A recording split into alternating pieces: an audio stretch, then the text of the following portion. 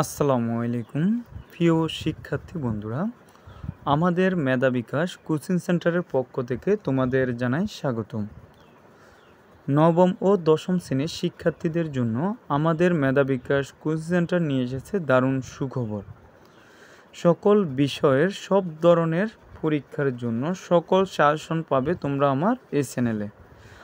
আজ আমি তোমাদের সাথে আলোচনা করব ফিন্যান্স ও ব্যাংকিংয়ের পঞ্চম অধ্যায়ের ঝুঁকি ও অনিশ্চয়তার সবথেকে গুরুত্বপূর্ণ 15টি অনুধাবনমূলক প্রশ্ন নিয়ে।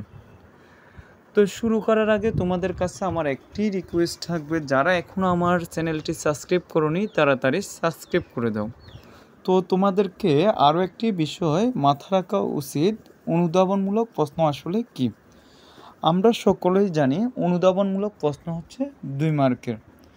তো এখানে 2 মার্কের ভিতরে 1 মার্ক হচ্ছে জ্ঞানমূলক, আরেক মার্ক হচ্ছে কি অনুধাবন। জ্ঞানমূলকটা আসলে কি, আমাকে যে কোশ্চেনটা করা হয়েছে এই কোশ্চেনের উত্তরটা দেওয়াই হচ্ছে জ্ঞানমূলক প্রশ্ন। যেমন এখানে আমাকে বলা হয়েছে ঝুঁকি ও অনিশ্চয়তা কি একই অর্থ বহন করে। তো আমরা জানি যে ঝুঁকি ও অনিশ্চয়তা কি একই অর্থ বহন করে না। তো আমি এখানে লিখলাম না, ঝুঁকি ও অনিশ্চয়তা একই অর্থ বহন করে না। তো এটা হচ্ছে আমার জ্ঞানমূলক প্রশ্ন। তো জ্ঞান কেন বহন করে না এটা আমি ব্যাখ্যা দেওয়াটাই হচ্ছে আমার কি অনুধাবন। তো এখানে দেখো আমি আবার ব্যাখ্যা দিয়েছি, অনিশ্চয়তার যে অংশটুকু পরিমাপ করা যায় তাকে ঝুঁকি বলে।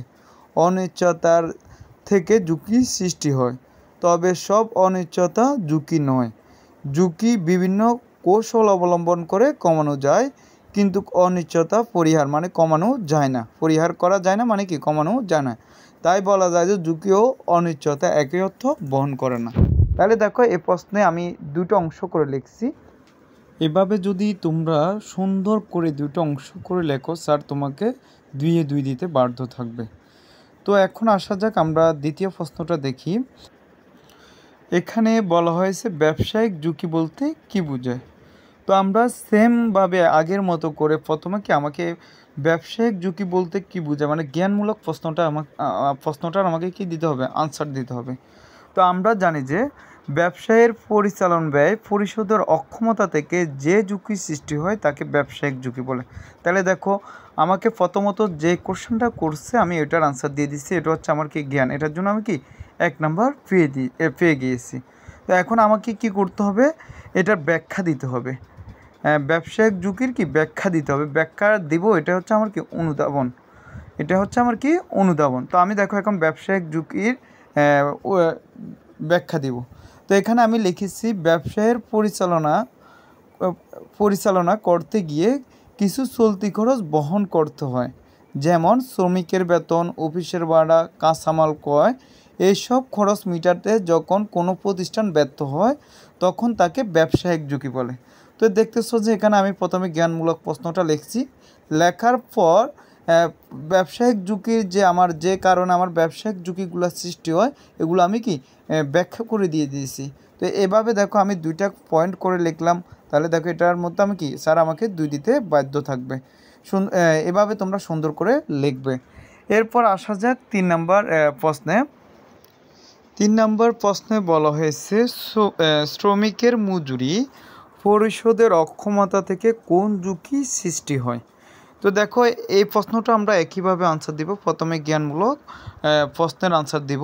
তা আমরা জানি যে শ্রমিকের মজুরি অপরিশোধের অক্ষমতা থেকে কি ব্যবসায়িক ঝুঁকি সৃষ্টি হয়। তো আমরা এটাই লিখে দিব, শ্রমিকের মজুরি পরিশোধের অক্ষমতা থেকে ব্যবসায়িক ঝুঁকি, যে ঝুঁকি সৃষ্টি হয় তা হলো কি ব্যবসায়িক ঝুঁকি। তো এটা হচ্ছে আমার জ্ঞানমূলক প্রশ্ন, আমি জ্ঞানমূলক প্রশ্নের আনসার দিয়ে দিচ্ছি। এখন এটার আমাকে কি করতে হবে, ব্যাখ্যা দিতে হবে। তো ব্যাখ্যার জন্য আমাকে প্রথমে লিখতে হবে ব্যবসায়িক ঝুঁকি কাকে বলে।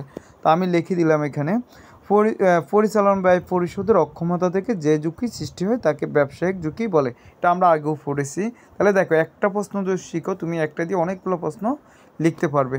তো আমি প্রথমে ব্যবসায়িক ঝুঁকি কাকে বলে এটা লেখার পর এরপর এটার আরেকটু ব্যাখ্যা দিয়ে দিব। আরেকটু দিয়ে দিলেই ভালো, আরেকটু ব্যাখ্যা দেওয়ার চেষ্টা করবা। আমি এখানে দিয়েছি আরেকটু ব্যাখ্যা, দেখো যে এই ক্ষেত্রে শ্রমিকের মজুরি হলো পরিচালন ব্যয়, তো তাই শ্রমিকের মজুরি অপরিশোধের কারণে সৃষ্টি ঝুঁকি হলো ব্যবসায়িক ঝুঁকি। তাহলে দেখো এটা পুরোটা আমি কি করলাম এখানে ব্যাখ্যা দিয়ে দিলাম। জ্ঞানটা হচ্ছে আমার ব্যবসায়িক ঝুঁকি, যে প্রশ্নটা করা হয়েছে এটার জ্ঞানমূলক প্রশ্ন হচ্ছে আমার কি ব্যবসায়িক ঝুঁকি। তো আমি অনুধাবন হচ্ছে কি অনুধাবনমূলক প্রশ্ন হচ্ছে কোনটা, আমি এটার ব্যাখ্যা দেওয়া। তো আমি প্রথমে ব্যবসায়িক ঝুঁকি কাকে বলে এটা বললাম, তারপর শ্রমিকের মজুরি, এটা হচ্ছে তোমার পরিচালন ব্যয়। তো পরিচালন ব্যয় যাতে এটার থেকেই কি আমার ব্যবসায়িক ঝুঁকি কি সৃষ্টি হয়েছে। তো আশা করি তোমরা এই কোশ্চেনটাও কি ভালো করে বুঝেছো। তারপর আসা যাক 4 নম্বর প্রশ্নে। 4 নম্বর প্রশ্নে বলা হয়েছে ব্যাংক থেকে 10% সুদে 10 লক্ষ টাকা ঋণ নিয়ে সময় মতো পরিশোধ করতে না পারলে কোন ঝুঁকি সৃষ্টি হবে। তো এখানে দেখো এটা 4 নম্বর কোশ্চেন।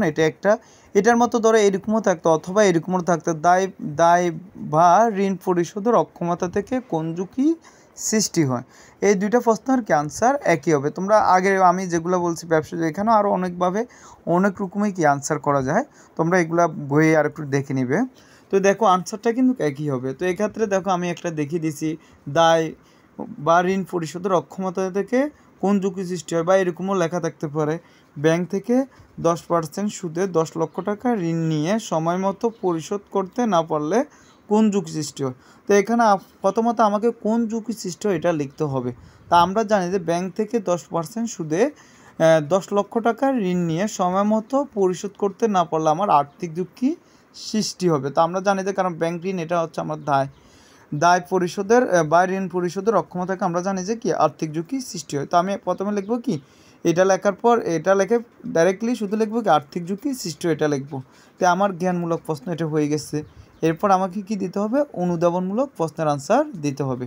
তো অনুধাবনমূলক প্রশ্নের আনসার দেওয়ার জন্য আমাকে ব্যবসায়িক ঝুঁকিকে আগে ওটা লিখতে হবে। তো আমরা এখানে লিখেছি দায় বা ঋণ পরিশোধের অক্ষমতা থেকে যে ঝুঁকি সৃষ্টি হয় তাকে আর্থিক ঝুঁকি বলে। তাহলে দেখো আমি এখানে আর্থিক ঝুঁকি কাকে বলে আমি এটা এখানে লিখলাম, দায় বা ঋণ পরিশোধের অক্ষমতা থেকে যে ঝুঁকি সৃষ্টি হয় তাকে কি বলে, আর্থিক ঝুঁকি বলে। তো এরপর আমি এটা কেন আর্থিক ঝুঁকি একটু ব্যাখ্যা দিয়ে দিব। যখন বাহিরের কোনো উৎস থেকে ঋণ নেওয়া হয় তখন সেই ঋণ সুদে আসলে নির্দিষ্ট সময়ের মধ্যে পরিশোধ করতে হয়। যদি ঋণকৃত অর্থ সুদে আসলে নির্দিষ্ট সময়ের মধ্যে পরিশোধ করা না হয় তখন কি হবে, আর্থিক ঝুঁকি সৃষ্টি হবে। তো এই জন্য এভাবে তোমরা কি করবা, পয়েন্ট করে দুইটা অংশ, প্রথমে জ্ঞানমূলক প্রশ্নের আনসার দিবা, তারপরে যেটার আনসারটা দিবা তার একটা কি দিবা, ব্যাখ্যা দিবা। ব্যাখ্যা দেওয়ার পর এরপরে ব্যাখ্যার লাস্টে আবার এটা কি করবা, এটার একটু বর্ণনা করে দিবা। এইভাবে তোমরা কোশ্চেনগুলোর আনসার দিবে।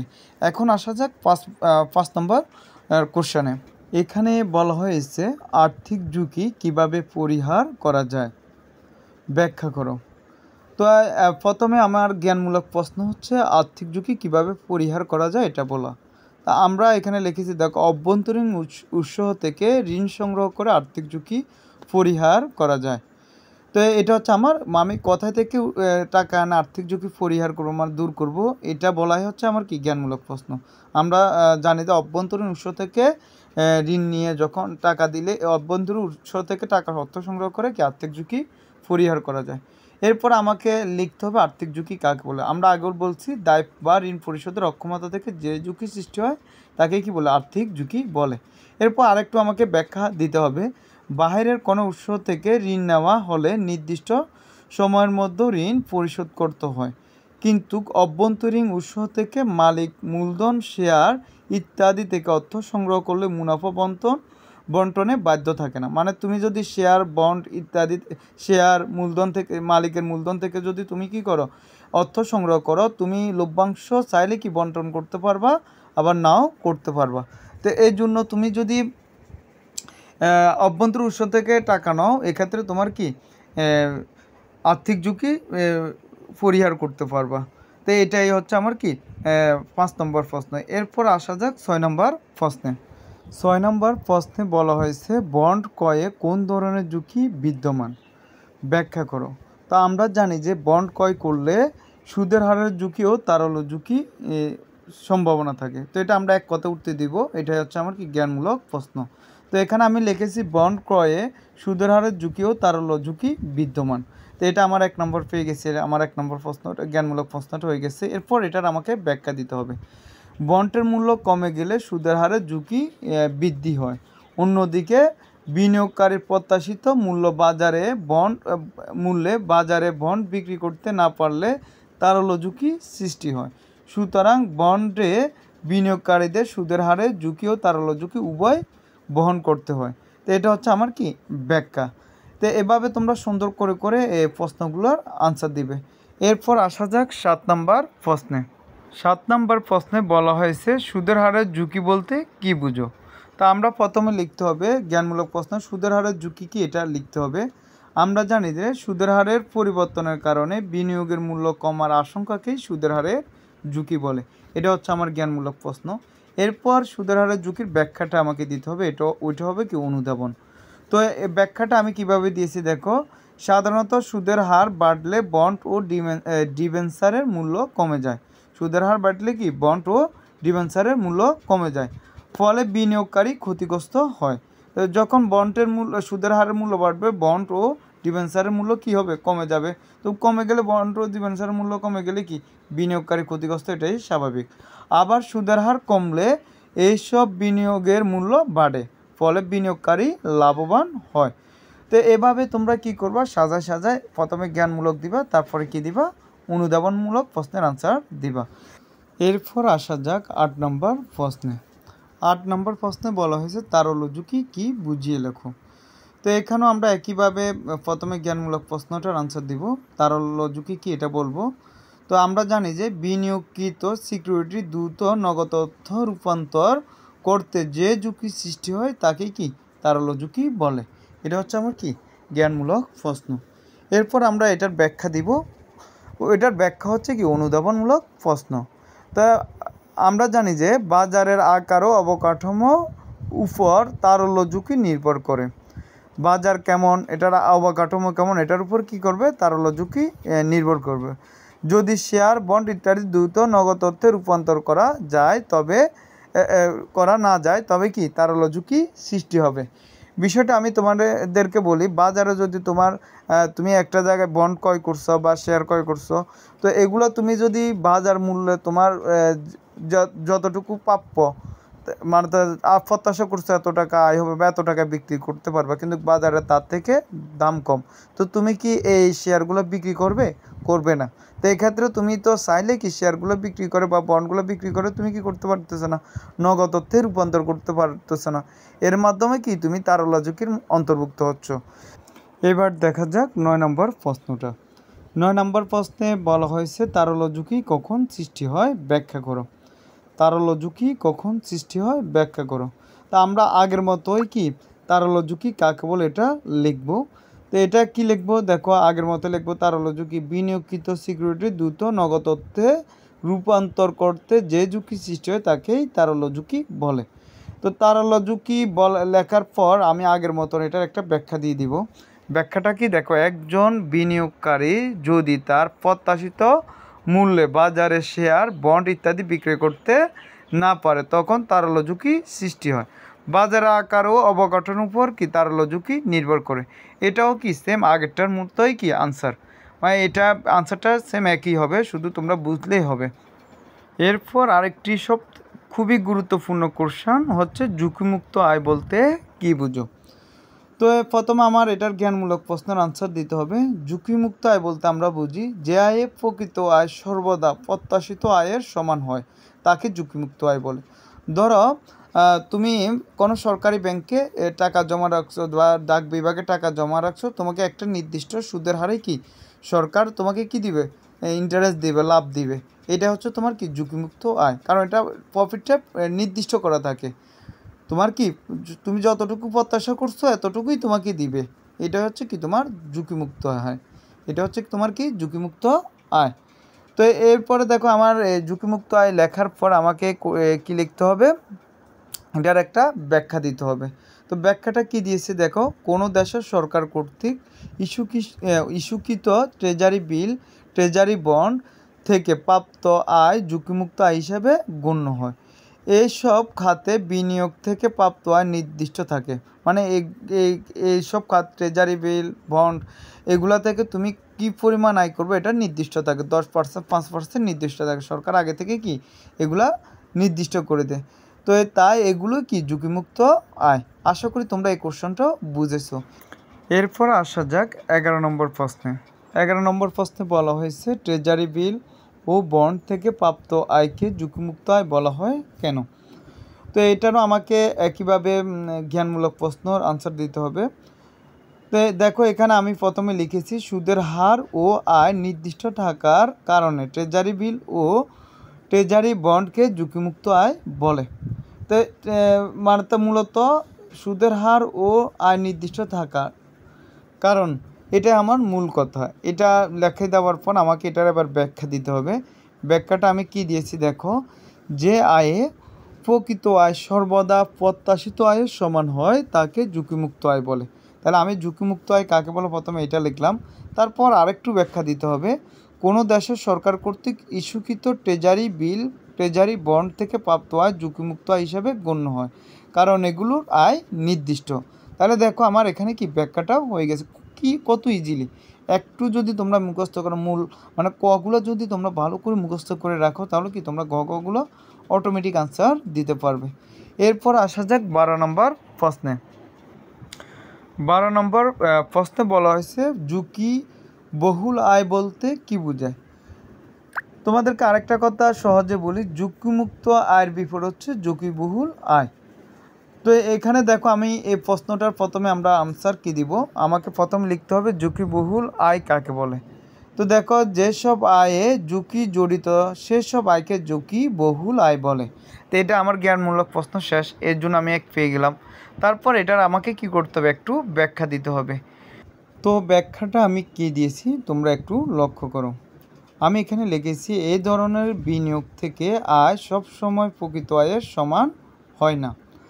আমরা জানি যে তোমার ঝুঁকিবহুল আয়ে তোমার প্রত্যাশিত আয় আর কি তোমার আয় সমান হবে না, কিন্তু ঝুঁকিমুক্ত আয়ে প্রত্যাশিত আয় আর কি সমান আয় সমান হয়। এই লাইনে এটাই বলা হয়েছে। তারপরে লিখেছি ঝুঁকিবহুল আয়ের বিনিয়োগকারী সীমাহীন আয় উপভোগ করতে পারে, তাই ঝুঁকিও বেশি বহন করতে হয়। তো এক্ষেত্রে তোমার বলছে যারা তোমার ঝুঁকিবহুল আয়ে বিনিয়োগ করবে তারা অনেক বেশি লাভও বহন করতে পারে, এই জন্য তাকে অনেক বেশি ক্ষতি হওয়ার কি বোঝাও কি বহন করতে হবে। এই প্রশ্নে এটাই আমার কি অনুধাবন আমি লিখেছি। তোমরা চাইলে অন্যভাবেও লিখতে পারো, তবে সুন্দর করে সাজিয়ে লিখতে হবে। এরপর আসা যাক 13 নম্বর প্রশ্নে। 13 নম্বর প্রশ্নে আমাকে বলা হয়েছে সাধারণ শেয়ার ঝুঁকিমুক্ত আয় নয় কেন, ব্যাখ্যা করার জন্য বলছে। তো সাধারণ শেয়ার আমরা জানি যে এটি ঝুঁকিবহুল আয়। তো এখানে আমি আনসারটা প্রথমে জ্ঞানমূলক আনসারটা কীভাবে দিয়েছি একটু লক্ষ্য করো। সাধারণ শেয়ার বিনিয়োগ থেকে আয়ের সম্ভাবনা সর্বাধিক হওয়ায় এটি ঝুঁকিমুক্ত আয় নয়। মানে সাধারণ শেয়ার থেকে আমি অনেক বেশি আয় করতে পারি, তাই অনেক বেশি আয় করতে হলে আমাকে কি করতে হবে, অনেক বেশি ঝুঁকি বহন করতে হবে। তো অনেক বেশি যাতে ঝুঁকি আমি বহন করবো, এটা কি ঝুঁকিমুক্ত আয় হতে পারে না। তারপর দেখো আমি ব্যাখ্যাটা কি দিয়েছি, এ ধরনের বিনিয়োগ থেকে আয় সব সময় প্রকৃত আয়ের সমান হয় না। এই